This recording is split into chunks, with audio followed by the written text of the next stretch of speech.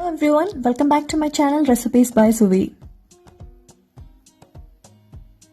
இன்னைக்கு நம்ம பார்க்க போற சூப்பரான ரெசிபி எல்லாரோட ஃபேவரட் பனீர் பட்டர் மசாலா. இது எப்படி பண்றதுன்னு வாங்க பார்க்கலாம். ஒரு சாஸ் பேன்ல 2 கப் பெரிய வெங்காயம் ரஃபா சாப் பண்ணி ஆட் பண்ணிடுறேன். 2 கப் தக்காளி ரஃபா சாப் பண்ணி ஆட் பண்ணிடுறேன். அடுத்து 6 காஷ்மீரி ரெட் சில்லி எடுத்திருக்கேன். நீங்க நார்மல் ரெட் சில்லி இருந்தாலும் ஆட் பண்ணிக்கோங்க. 1/2 டீஸ்பூன் உப்பு, 2 கப் தண்ணி ஆட் பண்ணிக்கலாம்.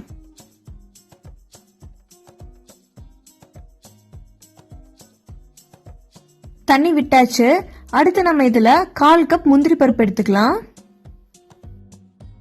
மூடி போட்டு 10 ல இருந்து 15 நிமிஷம் நல்லா பாயில் பண்ணிக்கோங்க. தக்காளி நல்லா மேஷ் ஆனதுக்கு அப்புறம் இதை நம்ம எடுத்து அரைச்சிக்கலாம். இப்போ ஒரு 10 நிமிஷம் ஆயிடுச்சு. நான் ஓபன் பண்றேன். வெங்காயம் தக்காளி எல்லாம் நல்லா வெந்துருச்சு. தக்காளியும் நல்லா மசிஞ்சிருச்சு. இப்போ இதை நம்ம ஒரு மிக்ஸி ஜாருக்கு டிரான்ஸ்ஃபர் பண்ணிக்கலாம். சூடு ஆறுனதுக்கு அப்புறம் டிரான்ஸ்ஃபர் பண்ணுங்க. சூடா இருக்கும்போது நீ மிக்ஸில போட்டு அரைக்க வேண்டாம்.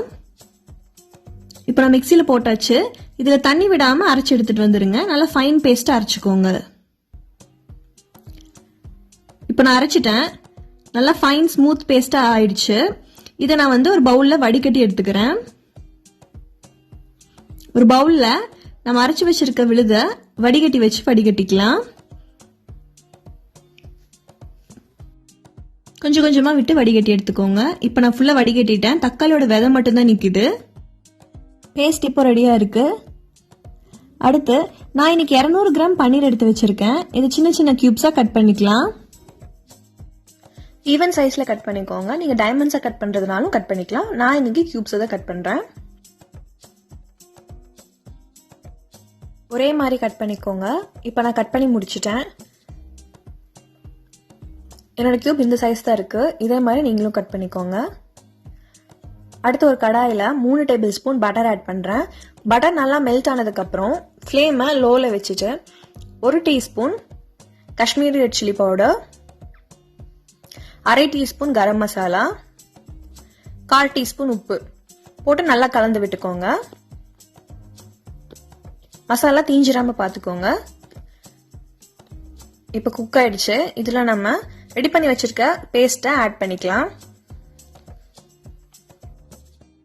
பேஸ்ட் ஆட் பண்ணதுக்கு அப்புறம் நல்லா கலந்து விட்டுக்கோங்க. ஃப்ளேமை மீடியம்ல வச்சு 5 to 7 மினிட்ஸ் நல்லா குக் பண்ணிக்கோங்க. இப்போ நல்லா குக் ஆயிடுச்சு. இதுல 1/2 கப் தண்ணி ஆட் பண்ணிக்கோங்க. ஆட் பண்ணி மறுபடியும் ஒரு 5 நிமிஷம் குக் பண்ணிக்கோங்க.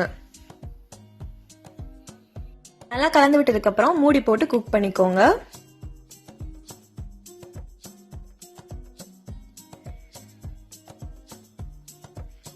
இப்போ ஒரு 7 நிமிஷம் ஆயிடுச்சு. நான் ஓபன் பண்றேன். நல்லா திக் ஆயிடுச்சு கிரேவி. இது ஒன்ஸ் நல்லா கலந்து விட்டுட்டு அடுத்து நம்ம க்ரீம் ஆட் பண்ணிக்கலாம். இதுல நான் இன்னைக்கு 1/4 கப் ஃப்ரெஷ் க்ரீம் ஆட் பண்றேன். ஆட் பண்ணிட்டு ஸ்பீடா கலந்து விட்டுருங்க.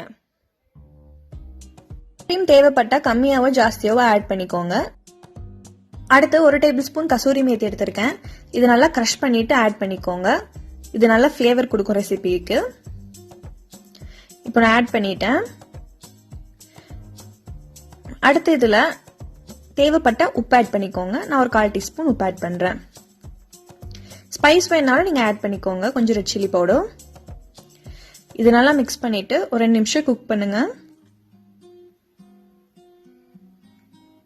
நல்லா க்ரீம் மிக்ஸ் ஆகுது. க்ரீம் தான் உங்களுக்கு நல்லா ரிச்னஸ் கொடுக்கும் ரெசிபிக்கு. அடுத்து ஒரு பாயில் வந்துருச்சு. இதில் நம்ம கட் பண்ணி வச்சிருக்க பன்னீர் கியூப்ஸை ஆட் பண்ணிடலாம். நல்லா மிக்ஸ் பண்ணிருங்க. பன்னீர் போட்டு மிக்ஸ் பண்றப்போ பார்த்து மிக்ஸ் பண்ணுங்க. கியூப்ஸ் உடையாம பார்த்துக்கோங்க.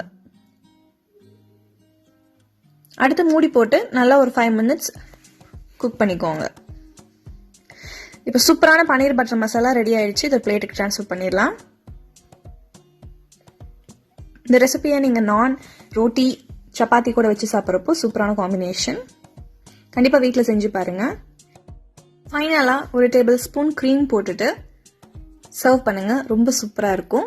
தேவைப்பட்டால் கொஞ்சம் கசூரி மேத்தி கூட ஆட் பண்ணிக்கோங்க.